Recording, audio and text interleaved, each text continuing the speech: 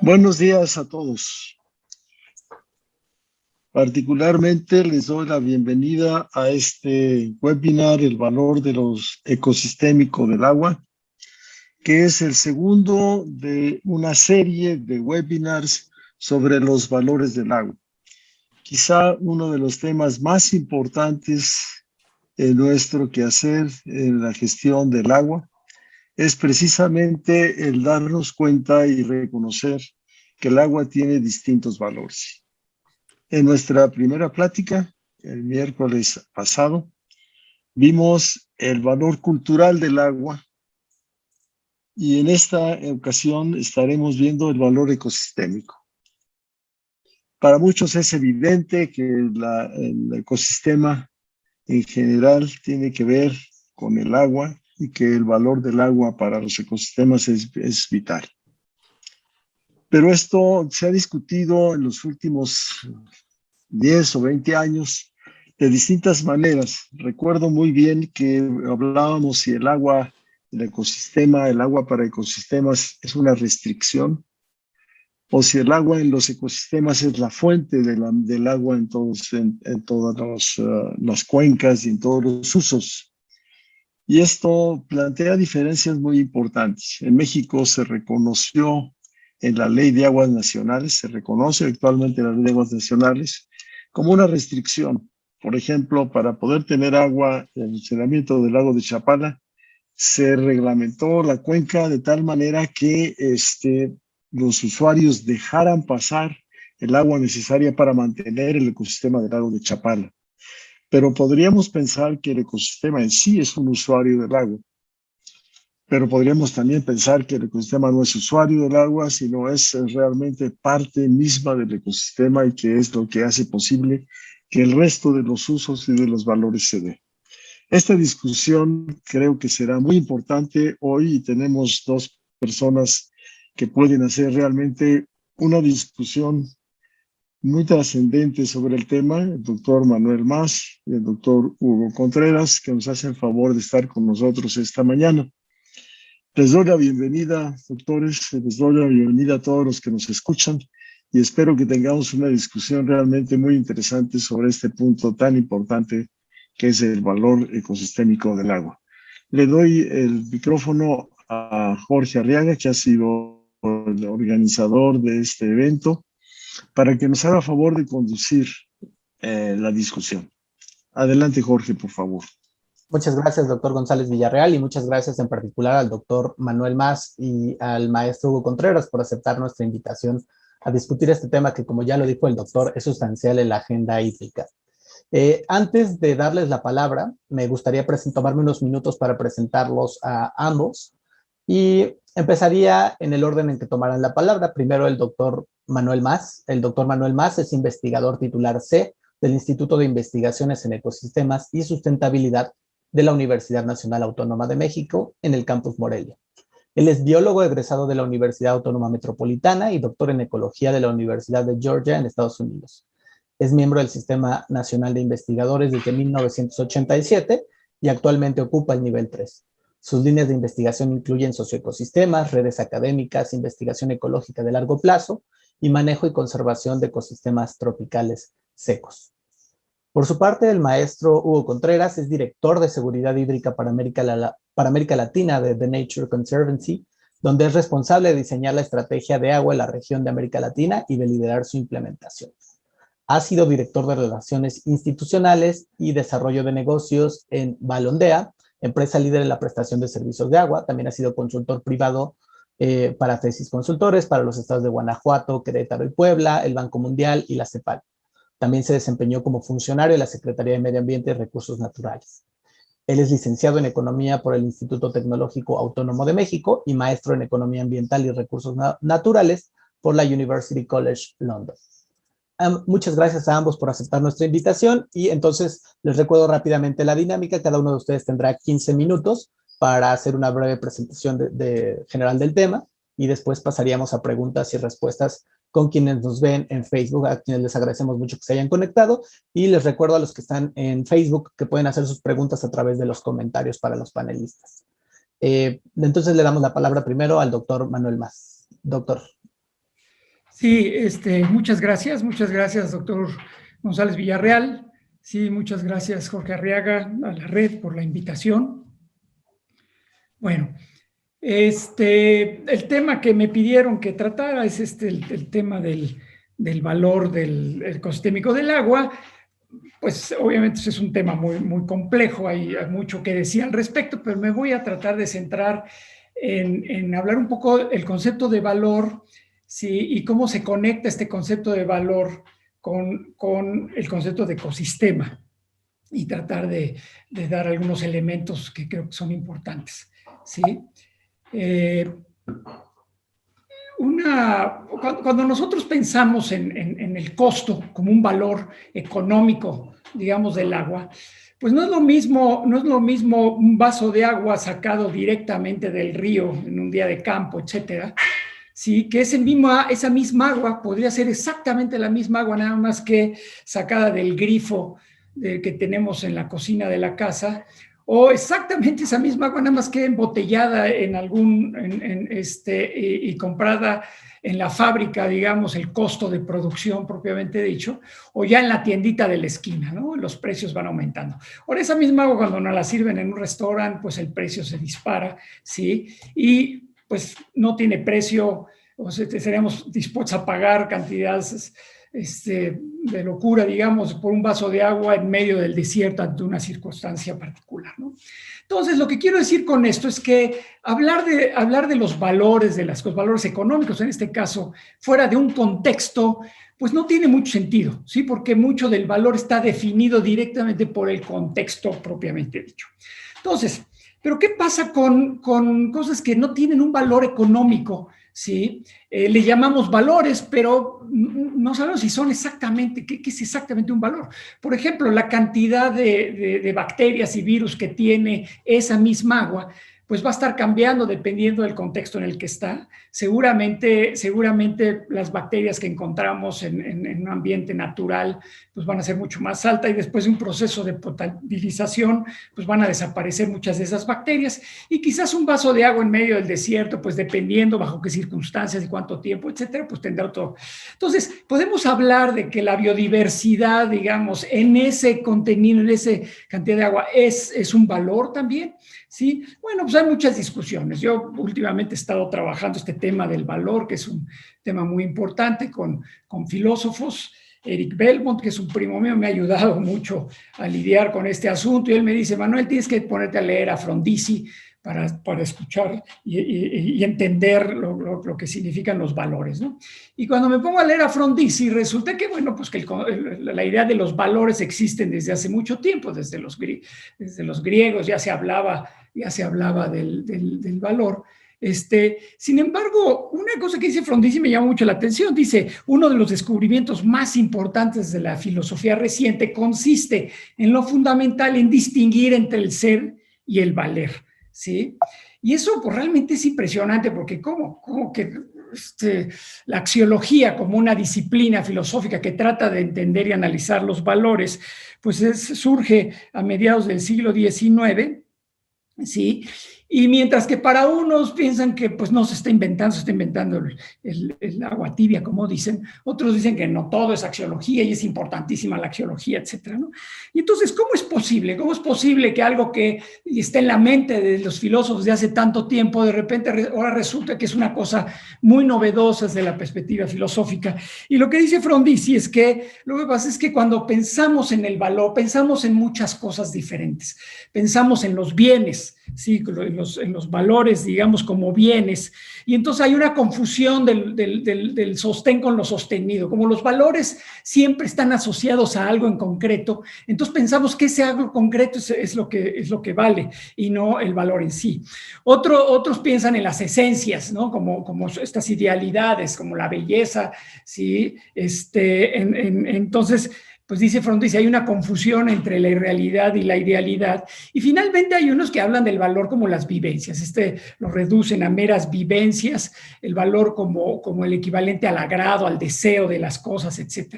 Y sin embargo, los filósofos lo que dicen hoy en día es que los valores no son bienes, los valores no son esencias, ni son vivencias. Los valores valen. Y claro, esa expresión ¿qué quiere decir eso? Y Frondizi termina con una frase, dice, se había dejado fuera por ignorarla una región completa de la realidad. Bueno, para los que no estamos muy avesados en temas filosóficos, pues eso no nos dice mucho. ¿Qué quiere decir eso de que se había dejado fuera, ignorado una región completa de la libertad? Bueno, de la realidad. Bueno, lo que pasa es que cuando hablamos de regiones, cuando hablamos de la realidad, hablamos de 4 regiones ontológicas, ¿sí? Al menos es lo que dice García Morente. Los objetos reales, que son las cosas que tocamos, vemos, que tienen temporalidad, que tiene causalidad, si una roca, este árbol, esta mesa, mi gato, etcétera. Pero luego también están los objetos ideales, los seres atemporales, y sin causa, lo que nosotros entendemos como la esencia de las cosas, ser amigo, ser socio, ser amante, ser novio, por ejemplo, ¿sí? El ser árbol. Y luego están lo que se define propiamente los valores. A mí en particular me gusta esta definición de que los valores son la no indiferencia cuando interactúan estos objetos reales. ¿Sí? En el mundo los objetos reales están interactuando y entonces el resultado de esa interacción depende precisamente de los valores. Y como acabamos de ver, pues la realidad no está en el vacío, la realidad es parte de una realidad, un contexto, digamos, se vuelve muy importante. Bueno, entonces, si nosotros entramos al asunto de los valores, y los entendemos como la no indiferencia en una interacción, pensamos, por ejemplo, en un ejemplo, cómo sería, qué es lo que define la relación entre 2 personas, entre Juan y Sofía, por ejemplo. Bueno, pues no podemos pensarlo si no sabemos qué tipo de idealidad tienen, o sea, si son novios o son amantes. Si son novios, seguramente hay muchos valores de por medio, la belleza, la fidelidad, el compromiso, etcétera. Y por supuesto, pues no es lo mismo los novios de la prepa que los novios de la universidad, etcétera, ¿no? Pero si Juan y Sofía lo que son socios, en realidad ahí entran otros valores o se concentran en 2 valores, como es el compromiso y la confianza, y ciertamente no es lo mismo ser socio de una mujer, digamos, en 1500, cuando las mujeres no tenían derechos de tener sus propios negocios, etcétera, a ser socio de una mujer en el 2019, ¿no? O ser amigos, por ejemplo, bueno, pues realmente pues la confianza y el cariño se vuelven como los valores más importantes. Bueno. El asunto con los valores es que los valores tienen un fuerte componente teleológico. Hay un propósito, hay metas detrás, hay conciencia, ¿sí? Y eso nos genera un poco de prurito a los biólogos, digamos así, que nos ha costado mucho trabajo entender que mucho el proceso evolutivo pues no es teleológico, no hay propósito, no hay finalidad. Entonces Ernst Mayr, que es un biólogo muy renombrado, hizo un libro muy importante sobre qué es lo que hace a la biología particularmente única. Y entonces él dice que, miren, todos los procesos ecológicos, todos los procesos biológicos tienen una dirección, no necesariamente un propósito, una meta, ¿sí? Pero sí una dirección. Y esa dirección puede ser por procesos teleomáticos, es decir, una consecuencia automática y pasiva de las leyes de la naturaleza, ¿sí? O puede ser por procesos teleonómicos, es decir, esa dirección se debe a la influencia de programas evolutivos, pero también, sobre todo en organismos que tienen conciencia, sí existe cierta teleología en el sentido que hay una previsión del resultado y hay una intencionalidad en la que el futuro juega un papel causal fundamental, ¿sí? Y entonces, por ejemplo, el proceso de volar o el proceso de resistir ante los embates del ambiente, pues puede ser procesos completamente teleomáticos, físicos, etcétera, o pueden ser procesos teleonómicos, en donde hay genes involucrados, ¿sí? O teleológicos, ¿no? En donde hay conciencia y hay propósito, etcétera. ¿De acuerdo? Entonces, un poco para entender, porque este es un elemento muy importante, es que un vaso con agua, nosotros vemos el agua en un vaso, el vaso en sí, es un componente de un sistema teleológico, tiene un propósito muy concreto y como tal, el diseño de ese vaso es muy importante y todos los vasos son más altos que anchos, son huecos, tienen el propósito de contener agua, etcétera, ¿no? Inclusive grandes diseñadores como Tapio Vircala, pues no pueden salirse de esas restricciones porque el vaso está diseñado. ¿Para qué? Pues para contener un líquido para la mano de un ser humano. ¿Sí me entienden? No sirven para la mano de un elefante, de un gecko, de una águila, digamos, de la aleta de un pez, digámosle así. El vaso es un sistema teleológico con un propósito y una meta muy concreta. Pero si yo ese vaso teleológico se me olvida en una roca ahí en un día de campo, ¿sí? y empieza a llover, lo que va a pasar es que ese vaso va a empezar a concentrar agua, va a contener un agua, va a almacenar agua de lluvia, no porque el vaso tenga el propósito y la meta de contener agua de lluvia, simplemente por procesos completamente teleomáticos, automáticamente las leyes de la física lo contienen. Y si de repente algunas esporas caen sobre ese vaso por procesos teleonómicos evolutivos, van a germinar las que caen en el agua y las que no caen en el agua pues van a estar en latencia, ¿sí? Entonces, ¿qué va a pasar? Que después de un tiempo vamos a encontrar un ecosistema, y un ecosistema no es un sistema teleológico, ¿sí? Todas estas relaciones funcionales que hace al interior del ecosistema no tienen que ver con un propósito, una meta definida, digamos, con previsión, etc. Entonces, cuando nosotros empezamos a entender eso, empezamos a entender que una cosa son los procesos y otra cosa son los fenómenos. Los fenómenos son los procesos como nosotros los incorporamos en nuestra mente y en nuestra conciencia, ¿sí? Entonces, por ejemplo, la lluvia, que es este proceso de agua que cae de arriba hacia abajo, digamos, no nos metamos al ciclo hidrológico, etcétera, pues es un proceso en el que intervienen todos los componentes de la naturaleza, sean biológicos, sean físicos, etcétera. La banqueta, digamos, cambia de color cuando se moja, ¿sí? Una gota de agua forma una corona impresionante, muy bonita, digamos, estas estructuras, etcétera. Ahora, cuando la vida entra en juego, ¿sí? Pues ese proceso se vuelve mucho más complejo, digamos, ¿sí? Pero cuando el ser humano, digamos, entra en acción, todos estos procesos teleológicos, esta cultura, etcétera, entra en juego, etcétera. Entonces, se fijan cómo esa misma agua que está cayendo, de ese mismo proceso de lluvia, digamos, pues tiene situaciones y genera procesos completamente diferentes y por tanto tiene valores diferentes dependiendo si se trata de un sistema físico, de un ecosistema o de un socioecosistema. El problema es que el concepto de ecosistema pues tiene lo que yo llamo un problema ontológico. Para algunas personas, sobre todo para los biólogos, un ecosistema es lo mismo que una comunidad, un conjunto, una selva baja, un manglar, etcétera, ¿sí? Para los ecólogos de ecosistemas lo vemos más como un nivel de organización de la naturaleza, digamos, entre las comunidades y los biomas, mientras que para los geógrafos y en general la gente lo ve más bien como un territorio, un paisaje en donde se dan las cosas, ¿no? Las cuencas, etcétera, ¿no? Sin embargo... Doctor, perdón, quedan 5 minutos. Sí, lo que quiero proponer es que los ecosistemas en realidad no es un problema de escala y de análisis, de escala y de nivel, si digamos, si es un problema de ámbito. Un sistema es un mundo, digamos, en donde lo que hay son procesos físicos. En el momento que surge la vida, surgen los ecosistemas a todos estos niveles y a todas estas escalas. Y en el momento que surge el ser humano con sus procesos culturales, surgen los socioecosistemas. Todas estas cosas están interactuando, etc. Entonces, estamos hablando de que hay procesos teleológicos, teleonómicos, etc. Pero lo importante de este concepto es entender que está anidado. ¿Qué quiere decir? Que mientras que hay componentes del sistema que reaccionan de manera automática, sin catalizadores, etcétera. Hay compuestos químicos que reaccionan también automáticamente en procesos telemáticos, pero ya empieza a haber catalizados por sensores, por ejemplo, ¿no? Perdón, por catalizadores, pero sin sensores. En la vida surgen los sensores que empiezan a detectar estos procesos, ¿sí? Algunos organismos empiezan a tener conciencia de esas señales que da el mundo, etcétera.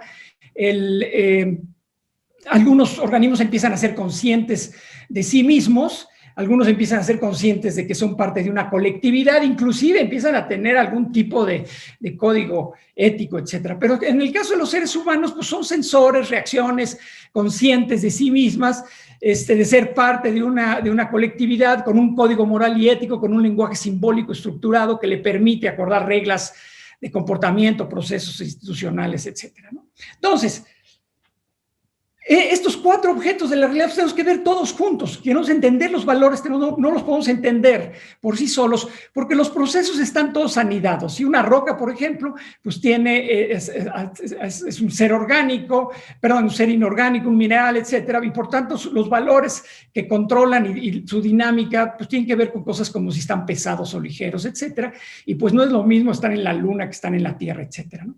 En el caso del agua, bueno, pues cambian ligeramente los valores. ¿sí? Si es un organismo vivo, pues no solamente tiene todos los valores físicos, sino empieza a tener valores asociados a los seres vivos, ¿sí? En el caso de los animales que tienen una conciencia más desarrollada, etcétera, pues el tipo de valores que entran en juego aumenta. Y en el caso de los seres humanos, bueno, pues somos en realidad humano-biofísicos todos integrados, etcétera. Entonces, no es lo mismo un sistema, un ecosistema o un socioecosistema, ¿sí? Son procesos que están anidados, hacen la cosa más compleja, ¿sí? Y entonces, mientras que en un caso estamos hablando de un mundo completamente determinado, hay otro que hay una selección natural, ciega, ¿sí? Pero hay una selección y en el caso de los socioecosistemas, pues hay una decisión consciente de libre albedrío, etcétera, ¿no? Entonces,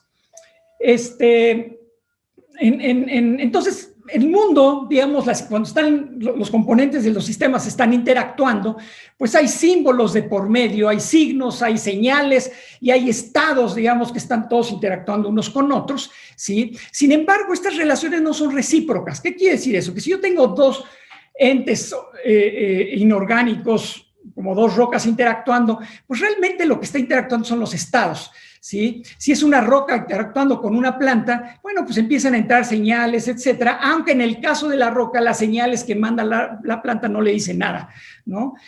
Cuando hay dos organismos interactuando, pues es diferente a si un organismo tiene esta capacidad de mandar signos faciales, cosas de este estilo. Sin embargo, pues la planta no es capaz de reconocer eso, ¿no? Dos animales interactuando o una persona interactuando con una cosa física, con una roca, pues hay flujos de todos estos en todos lados, pero no es recíproco el asunto, ¿no? Entonces va cambiando, digamos, dependiendo del tipo de cosas. Entonces, por ejemplo, dos pedazos de hielo, pues hay una interacción recíproca, pero en el momento que un ser humano entra, empieza a incorporar una serie de elementos, ¿sí? Muchos de estos elementos culturales, pues no los recibe de regreso la roca. Entonces, y con esta gráfica termino, digamos, de explicar esta relación entre los valores, los objetos ideales. No es lo mismo esta presa en particular que yo tengo ahí, que es muy concreta, está aquí, etcétera, ¿sí? No es lo mismo que sea una reserva ecológica en donde si las especies nativas o son comunes o raras, etcétera, juegan un papel muy importante, si es una reserva privada o pública, por ejemplo, o si en realidad lo que es una reserva de agua potable, en donde si está limpia o contaminada juega un papel mucho más importante, son valores que se realzan, son importantes, ¿no? Pero si, por ejemplo, es una presa hidroeléctrica, la posición del agua con respecto al nivel del mar, pues es muy importante y no es lo mismo si estamos en mayo o estamos en octubre. Entonces, ¿qué quiere decir? Que los valores pueden ser muy variados, ¿sí? El tipo de valor está asociado a la idealidad de las cosas, al tipo de ser de que se trata, ¿sí? Los valores no están en el aire, sino están asignados a objetos reales y la magnitud concreta que está definiendo el resultado de la interacción depende de la circunstancia concreta en la que se está dando la interacción. Entonces, si queremos entender los valores ecosistémicos del agua, tenemos que entender que es un ecosistema, qué tipo de valores, etcétera. Entonces, mientras más transformemos un ecosistema, pues más servicios nos da. Mientras más agua le saquemos al ecosistema, pues más nos beneficiamos, digamos. Los servicios ecosistémicos son estos beneficios que obtenemos de la naturaleza, ¿de acuerdo? En realidad la curva no es así, porque hay beneficios que podemos obtener de la naturaleza sin necesidad de transformar a la naturaleza. Pero también el problema es que hay un momento en que transformamos de tal manera a la naturaleza que la naturaleza ya no puede dar esos servicios, porque eso tiene que ver con un asunto de resiliencia, ¿no? La integridad ecosistémica disminuye conforme transformamos el ecosistema, ¿sí? Sin embargo, tampoco es lineal, hay una cosa que se llama la resiliencia ecológica, podemos transformar hasta cierto nivel un ecosistema sin que pierda su integridad ecosistémica y dependiendo de la manera como manejamos el sistema, pues podemos aprovechar esa resiliencia y transformar el sistema. Entonces, y con esta es mi última transparencia, nosotros como ecólogos de ecosistemas en la universidad, en las redes académicas ecológicas, etcétera, estamos tratando de entender esta relación entre la integridad ecosistémica, los valores asociados a los ecosistemas que mantienen esa integridad, ¿sí? Como el manejo lidia con esa integridad y cómo nos beneficiamos de estos servicios ecosistémicos. Y como verán, pues no es un proceso de una sola persona, sino de muchas disciplinas y un proceso complejo, digamos, de investigación científica alrededor de los valores ecosistémicos del agua. Bueno, con esto concluyo. Muchas gracias. Muchísimas gracias, doctor Mas. Le pasamos entonces ahora la palabra al maestro Hugo Contreras. No sin antes recordarle al público que nos está escuchando en Facebook que pueden hacer sus preguntas a través de los comentarios. Maestro Contreras, tiene la palabra. Con el riesgo de ser bastante simplista en mi análisis y ideas, sobre todo después de escuchar la profundidad de los comentarios del doctor Mas, pero afortunadamente, y sin ponernos de acuerdo, Manuel cerró con un tema que me gustaría tomar, que es la integridad del ecosistema. Cuando nos enfrentamos de una manera muy pragmática al reto de la seguridad hídrica, uno podría tomar la definición o la propuesta de enfoque de seguridad hídrica de varias instituciones financieras internacionales, en particular el Banco Asiático de Desarrollo, que dice que la seguridad hídrica de una sociedad se alcanza en la medida en la que puede lograr seguridad hídrica doméstica. Todas las personas tienen agua en su casa de calidad razonable, seguridad hídrica económica, suficiente agua para desarrollar actividades económicas, sean agricultura, industria, comercio, etcétera. Seguridad hídrica urbana, es decir, que las ciudades, las comunidades tengan agua para que sean lugares vivibles, agradables, que nos permitan tener ganas de vivir ahí, que seamos capaces de manejar o ser resilientes ante fenómenos naturales extremos, sequías o inundaciones, y que haya suficiente agua para los ecosistemas. Sin embargo, cuando vemos esta definición o esta propuesta, nos parece que hay una condición necesaria, si bien no suficiente, para lograr esta seguridad hídrica, que es la integridad del ecosistema. Y vayamos a un par de ejemplos muy simples. Ustedes recordarán, y causó muchísimo debate hace algunos años, una discusión sobre si debíamos o no construir el acueducto 6 en Monterrey. Afortunado o desafortunadamente me tocó estar en medio de la discusión, y lo que llevaba a la discusión era si el agua que venía del Pánuco, los afluentes y demás, pues la podíamos usar para satisfacer las necesidades de Monterrey, ¿no? Y nos presentaron un estudio de impacto ambiental, más allá de la calidad o no del estudio de impacto ambiental, el enfoque, y era un enfoque legalmente aceptado, perdía de vista una cosa fundamental, que era qué le pasaba al Pánuco. O sea, realmente el Pánuco iba a poder existir como lo conocemos, manteniendo la biodiversidad acuática y manteniendo las comunidades que tenía, si se construía el acueducto 6. La respuesta no se encontró en los análisis del impacto ambiental del proyecto del acueducto 6.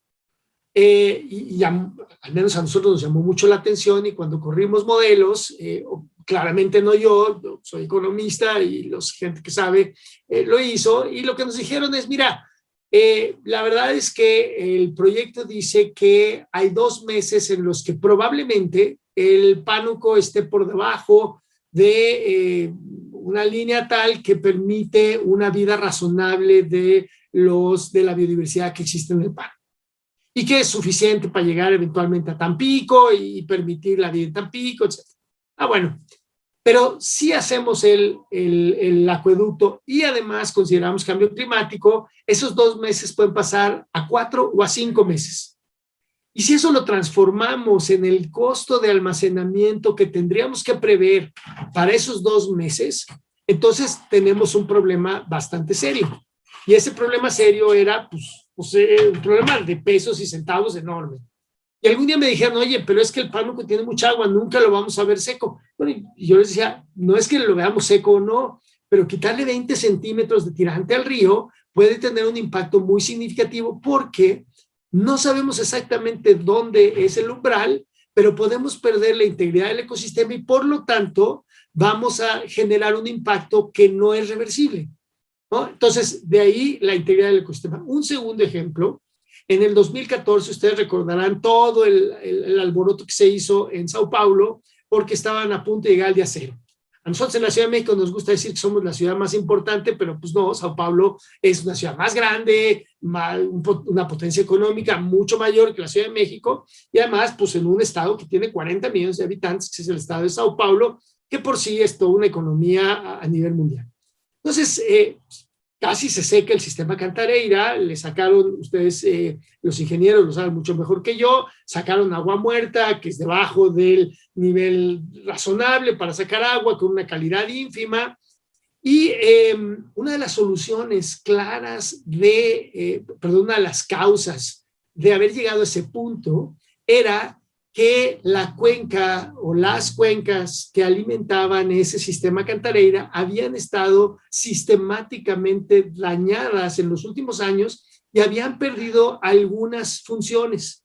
No, yo no voy a argumentar si la integridad se perdió o no, pero qué funciones básicas: retener sedimentos. Y había una cantidad de sedimentos que habían llegado a la presa de Cantareira o el sistema Cantareira que habían reducido la capacidad de almacenamiento de la presa.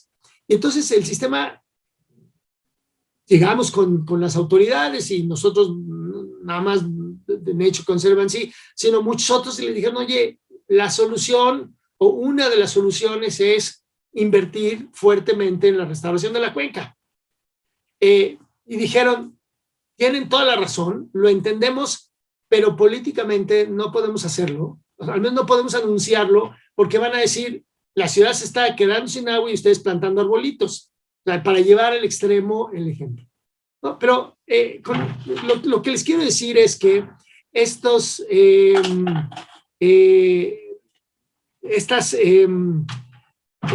la importancia de los ecosistemas y cómo esta importancia se puede traducir en algunos valores muy puntuales. Ya el doctor Mas hablaba de los contextos y hablaba de para quién o cómo, y déjenme tomar o extender un poco los ejemplos. ¿Cuánto valen los ecosistemas para una empresa de agua? Un organismo operador, pues uno podría pensar en la calidad y el costo de potabilización del agua. En la medida en que el ecosistema nos preste menos servicios, filtración del agua, retención de sedimentos, etcétera, lo que va a pasar es que el costo de potabilización va a aumentar. Un ejemplo simple, en el caso del balneario de Camboriú en Brasil, el costo de mantener el ecosistema a tal nivel que permita que no haya un deterioro perceptible en la calidad del agua que entra en la planta de tratamiento, vale $1.25 por cuenta al año. Es decir, lo que le pedirían a los ciudadanos es pon 1.25 y con eso tomamos ese dinero, lo invertimos y mantenemos el costo de potabilización estable por un periodo de tiempo X, 30 años o así. ¿Qué pasa? ¿Cuánto vale? Y ese valor es un poco diferente. ¿Cuánto vale el ecosistema para una empresa generadora de energía eléctrica? El mismo estudio hicimos en un par de presas en Colombia relacionadas a la hipótesis simple de que el bosque, la selva tenía dos cosas importantes. Uno, retención de sedimentos, pero también captación de agua, digamos, a través de crear un microclima que permita que hubiera una humedad suficiente que pudiera ser perceptible o suficiente para llegar a las presas. Y en el caso de una presa, la pregunta importante que se hacen los ingenieros, más allá de el daño o no a las turbinas, etcétera, es la vida útil de la presa. Como ustedes saben, son inversiones multimillonarias y un año, medio año adicional a la vida útil, pues representa muchísimo dinero, ¿no? Lo que estimamos en una presa para una hidroeléctrica de una empresa italiana, dice que el beneficio de invertir en conservar la naturaleza y mantener los servicios ecosistémicos de tal forma que no se acelere la pérdida de vida útil de la presa es 5 veces el costo de hacerlo, de invertirlo, con una salvedad y con una cosa, otra vez, un contexto complejo. Esto significa manejar un área geográfica, una selva, un bosque la verdad es que no estoy claro cuál es el ecosistema, pero implicaba 48,000 hectáreas de manejo. Manejar 48,000 hectáreas no es simple. No es como, bueno, tengo 4 hectáreas en mi predio, mando al jardinero y las arregla. Son 48,000 que tienen una serie de influencias porque la gente valora los ecosistemas y de muchas formas, ¿no? Tenerlos o no tenerlos tienen un valor. Y el último caso es cuánto vale para una comunidad poder recargar su acuífero. Y recargar el acuífero es un tema importante porque te permite no nada más que tengas agua en la ciudad, te permite también tener actividades agrícolas. Y en el caso de Zacatecas, un grupo estimó que si construimos la presa Milpillas nos va a permitir recargar el acuífero a 38 centavos por metro cúbico. El riego por goteo, que es cambiar la lógica de riego, es 16 centavos por metro cúbico, pero si utilizamos agricultura de conservación, que tiene que ver con prácticas como no quemar, no hacer surcos, o inclusive nivelar un poco la tierra para que el agua se retenga, y cambiar el tipo de productos que se están cosechando, tiene un costo negativo de 67 centavos por metro cúbico. Es decir, la reducción en los costos que enfrentaría el agricultor de no tener que pasar su yunta de mulas para arar el terreno y dejar los rastrojos ahí y sobre eso sembrar, representa un beneficio inmediato para el agricultor que, traducido en el costo por metro cúbico recargado, pues son 67 centavos. En suma, y el último caso que traigo a colación es el caso de Ciudad del Cabo. En Ciudad del Cabo, otra vez, otra ciudad enfrentada al famoso día cero, complicado. Una de las razones por las cuales se identificó que estaban perdiendo la capacidad de hacerse de agua era la presencia de especies invasivas. Es decir, hemos visto en los otros 3 casos cómo el ecosistema el ecosistema existente hay que mantenerlo y te alarga la vida útil o te reduce o te mantiene el costo de potabilización. En el caso de Sao Paulo, el haber cambiado el ecosistema, trajeron plantas invasivas, pusieron eucaliptos, los eucaliptos y algunas otras especies utilizan más agua, toman más agua de la cuenca de la que de la que sería posible. Puesto de otra forma, si quitamos esas especies invasivas, el flujo de agua que va a llegar a las presas o que va a recargar los acuíferos en Ciudad del Cabo va a ser tal que tiene un beneficio clarísimo regresar al ecosistema a su situación natural. En suma, estos ejemplos lo que nos están diciendo es, primero, que los ecosistemas tienen una relación, y desde el punto de vista del ser humano, pues tienen una relación utilitaria, es decir, nosotros como personas queremos que el ecosistema nos preste servicios, muchas veces no nos importa lo que sucede en el ecosistema por sí mismo, pero asumimos que nos prestan servicios. Sin embargo, por diversas razones a través de nuestra historia hemos olvidado todos estos servicios que nos presta el ecosistema y hemos redirigido nuestras fuerzas y nuestros conocimientos en lugar de trabajar con el ecosistema, a sustituir el ecosistema y a suplantarlo con soluciones que llamamos soluciones grises o tradicionales. Es decir, siempre pensamos que podemos construir un acueducto y traer agua a 300 kilómetros, porque lo podemos hacer, pero no nos estamos preguntando qué pasaría si cambiamos nuestra lógica y vemos el problema más allá de solo una infraestructura, solo un pedazo de selva, solo un pedazo de bosque, y lo vemos en su integralidad. Y creo que para mí, siendo mi formación de economista, el haber entendido que la integridad del ecosistema es una condición necesaria, más no suficiente, para poder aspirar a tener seguridad hídrica, me parece que es un mensaje muy poderoso que debemos explorar cada vez más y debemos de internalizar, no solamente en nuestros estudios académicos, sino llevarlo a la práctica en políticas públicas y regulaciones. Y con eso, Jorge, termino. Espero estar en tiempo. Muchísimas gracias, maestro. Sí, justamente no, llegamos a los 15 minutos y entonces, bueno, pasaríamos entonces a la ronda de preguntas y respuestas con las personas que nos están viendo en Facebook. Hay muchísimas preguntas, pero podríamos sintetizarlas en 2 rondas, si les parece. Tomamos unos 2-3 minutos cada uno para contestarlas. No fueron preguntas directas, sino que nos gustaría como conocer la opinión de ambos.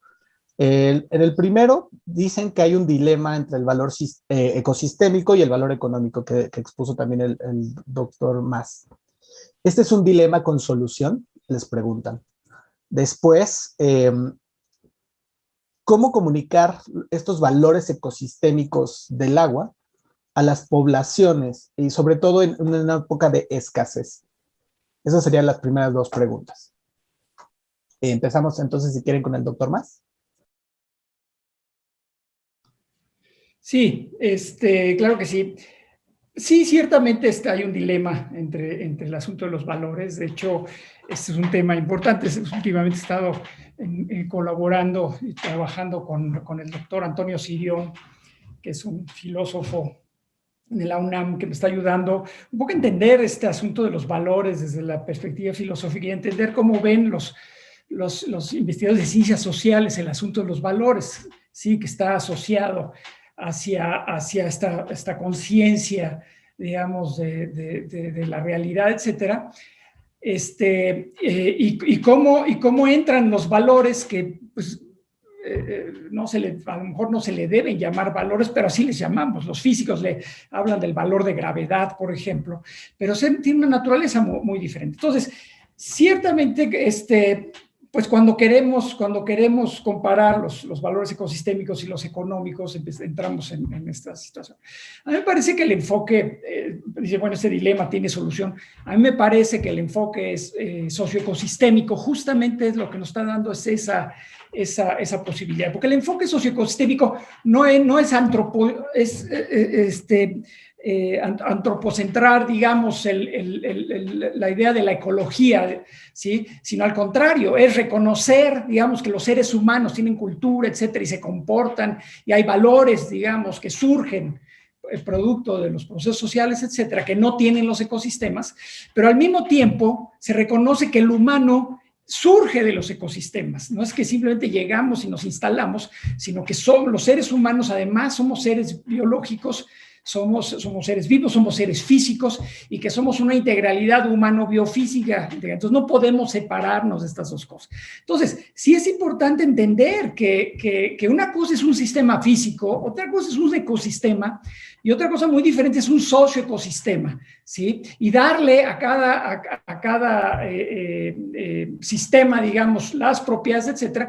Y como dice el doctor Contreras, la integridad del ecosistema no es necesaria, no solo es necesaria, no es suficiente, digamos, pero es necesaria para mantener nuestros procesos sociales. No hay manera que podamos mantener nuestros procesos sociales sin una integridad ecosistémica que mantenga todos estos servicios de los cuales basamos nuestro desarrollo social, etcétera, ¿no?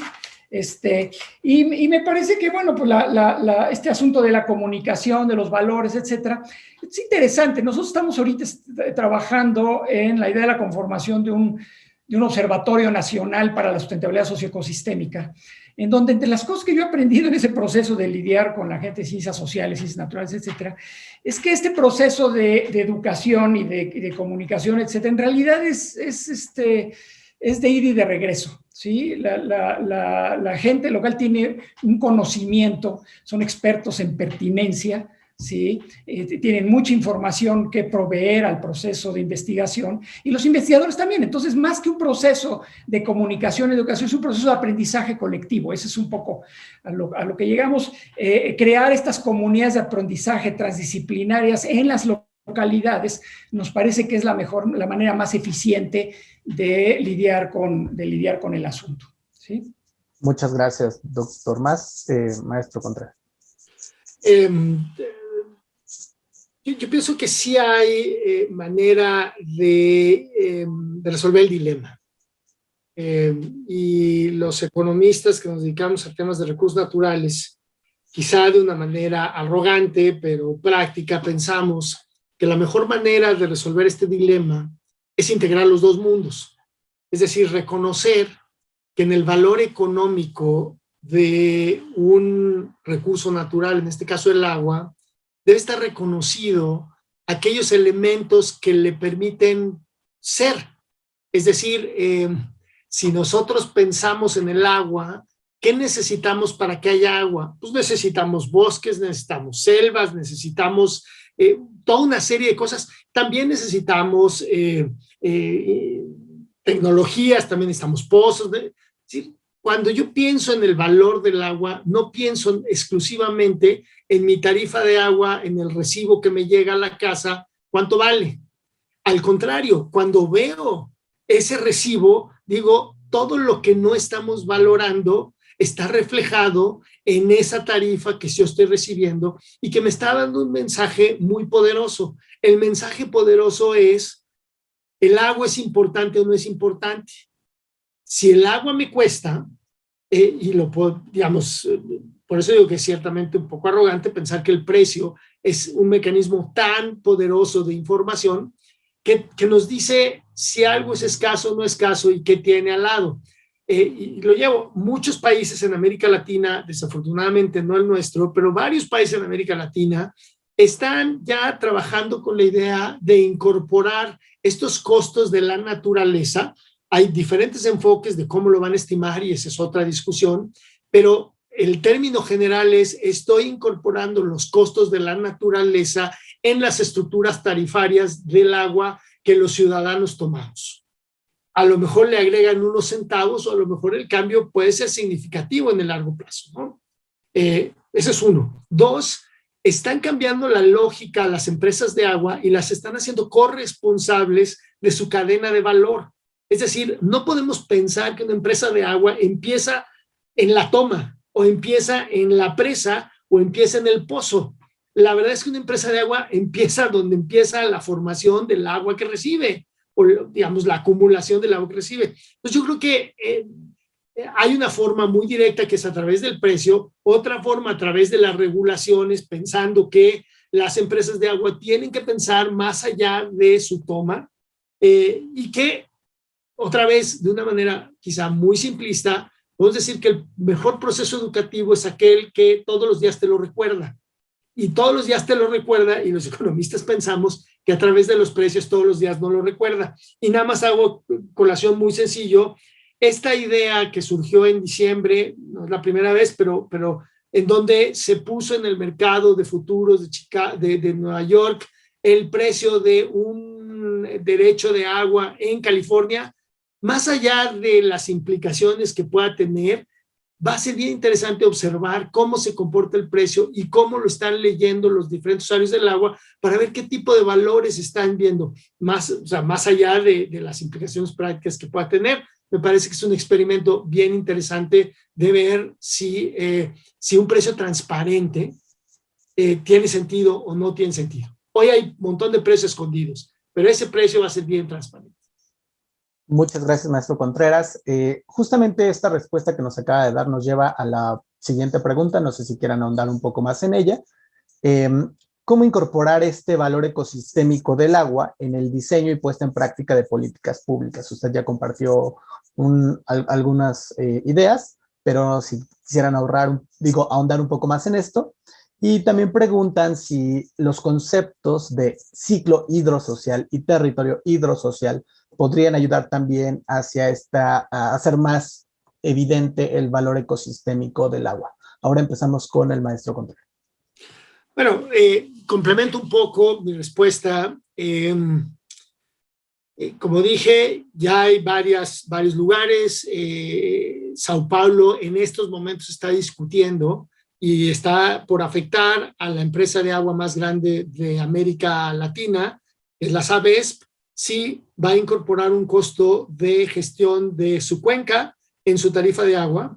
Ya hay algún par de estados en Brasil que lo tienen. Perú lo hizo desde el 2015, Colombia ya lo hizo en 2017, Costa Rica lo tiene desde hace mucho tiempo. Entonces, pero esto nos lleva a, tiene por supuesto sus consecuencias, ¿no? Digamos, y tiene que ver en esta transición de reconocer qué es o qué no es. Uno va a una empresa de agua en cualquier lugar del mundo y le dice, oye, de mañana en adelante tienes que cuidar el ecosistema del que tienes agua. Si yo estuviera en la empresa me jalaría los pelos y diría, ¿y esto con qué se come? ¿De qué se trata? ¿Cómo lo estimo? ¿Cómo hago mi proyección de inversiones? ¿Qué hago? No tengo idea. Y me parece que va a haber una transición en la que un grupo de profesionales diferente va a tener que empezar a participar más de cerca con las empresas de agua, y no las empresas de agua, por supuesto, los organismos encargados de la regulación del agua. Entonces yo creo que, y aquí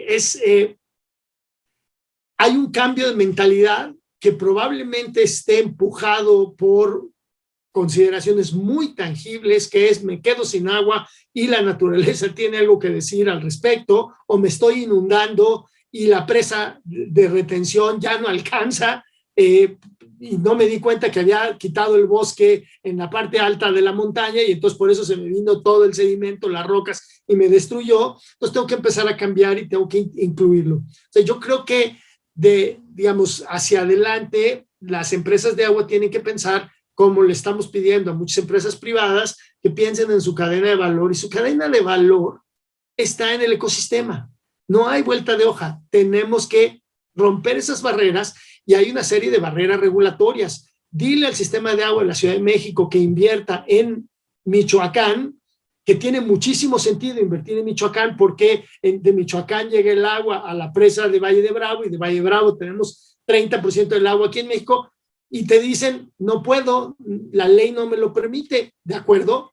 Entendido, cambiémoslo. Entonces, reconocer este valor y aplicar el valor va a tener una serie de implicaciones. El camino no está suavecito, va a estar bien rocoso, y hay conocimiento que todavía no tenemos, o que si tenemos todavía no es de común aceptación. Llevamos 50 años calculando el costo de las presas. Llevamos pocos años haciendo modelos para el cálculo de la producción de servicios ecosistémicos. Gracias. Gracias, maestro. Doctor Mas. Bueno, voy a tratar de juntar estas dos preguntas porque están nada más muy relacionadas. Una de las primeras láminas que presenté, puse cómo el valor del agua, el valor económico del agua varía dependiendo del contexto, ¿no? Y el problema es que las políticas públicas generalmente se hacen de arriba hacia abajo y son contexto independientes. ¿Sí? Se hace una política pública, digamos, para estimular cosas, y sin embargo, pues no es lo mismo las necesidades de agua y la disponibilidad de agua en el norte del país que en el centro del país o que en el sur del país, ¿sí? Entonces, es muy importante conectar, digamos, la realidad local, ¿sí?, a la que se enfrentan los usuarios del agua, etcétera, con este proceso de política pública. Y es muy importante promover la coherencia de esas políticas públicas, ¿sí? También es algo que hemos estado trabajando ahorita, tratando de armar proyectos que nos ayuden a mejorar esta capacidad esta coherencia, digamos, de política, porque incentivar procesos para que haya más coherencia en las políticas públicas, y le estamos apostando justamente a estas comunidades de aprendizaje, ¿no? Y conectar las comunidades de aprendizaje que son locales, ¿sí?, y que analizan su problemática local, con otras comunidades locales, y luego esos conjuntos de comunidades locales, regionales, a nivel nacional, etcétera. Y entonces tratar de hacer esta comunicación, digamos, entre los grupos gubernamentales que definen las políticas públicas y los usuarios a nivel local que tienen que enfrentarlas, etcétera, ¿no? En un proceso de entendimiento a diferentes escalas, etcétera. Entonces, pues sí, es un problema de coherencia de políticas públicas.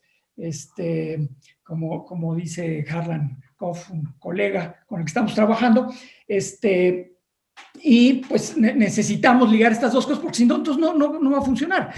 Hay muchas incertidumbres en este proceso y el manejo adaptativo pues es la estrategia, ¿no? Entonces, entender que caminamos bajo situaciones de incertidumbre y tenemos que irle midiendo al sistema cómo va funcionando y ver si efectivamente las cosas que proponemos funcionan, porque es muy importante tener un conocimiento de cómo funciona la cosa, pero es más importante utilizar ese conocimiento en las tomas de decisiones, pero todavía más importante, y es un tercer paso, es ver si las decisiones que se toman con ese conocimiento funcionan o no funcionan.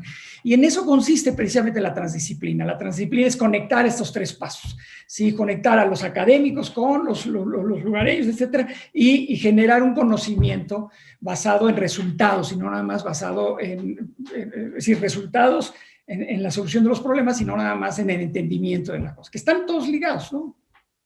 Muchísimas gracias, doctor Mas. Lamentablemente ya no tenemos más tiempo para preguntas. Es una lástima porque los casi 300 personas que están conectadas en este momento en Facebook, muchas de ellas han hecho preguntas.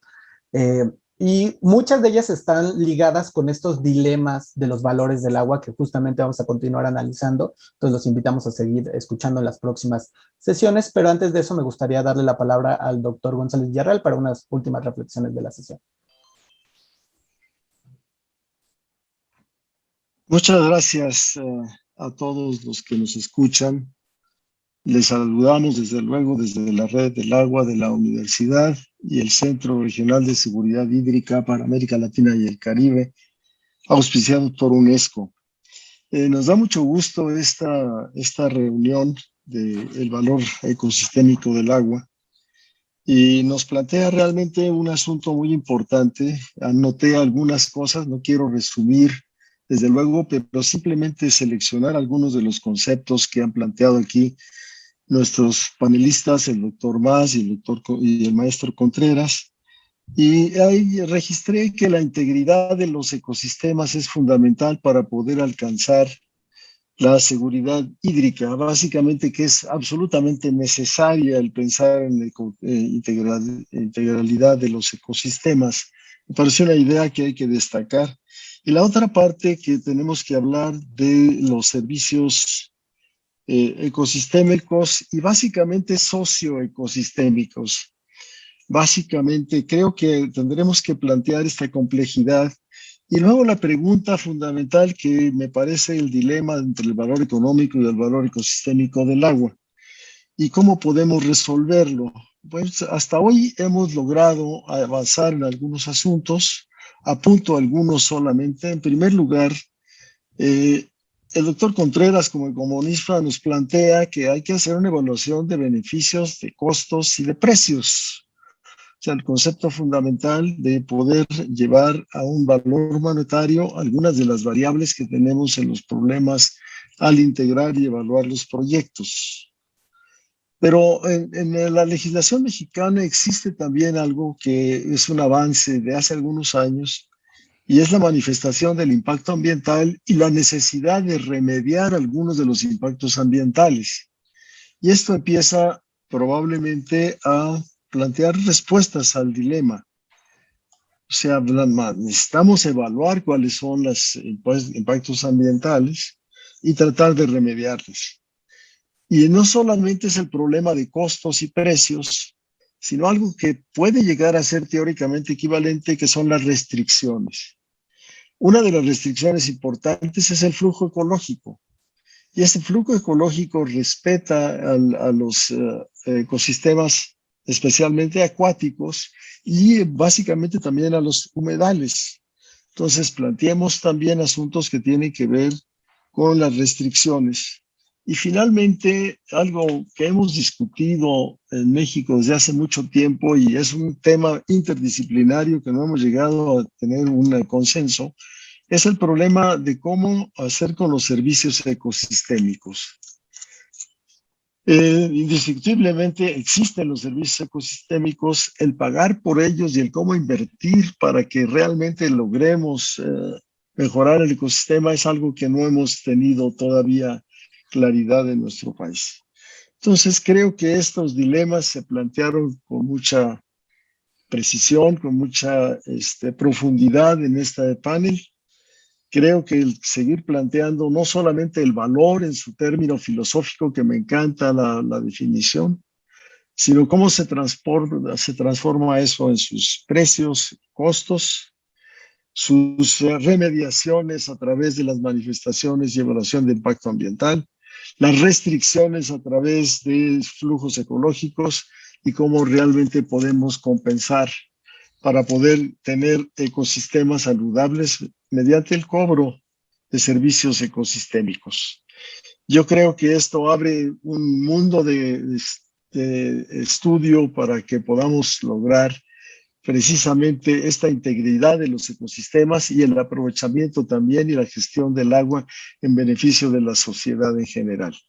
Les agradezco mucho a toda nuestra audiencia y especialmente a Manuel Mas, a Hugo Alberto Contreras, a Jorge Arriaga y al equipo de la Red del Agua de la Universidad por llevar a cabo tan importante acontecimiento. Muchas gracias a todos, que tengan buen día. Muchas gracias, doctor González, y muchas gracias a todos los que nos están viendo en las redes sociales. Les recordamos la próxima sesión, es el próximo miércoles, igual de 11 a 12, donde analizaremos el valor económico del agua, un valor bastante interesante y que seguramente habrá un debate muy, muy amplio al respecto. Les esperamos y que tengan muy buen día. Hasta luego.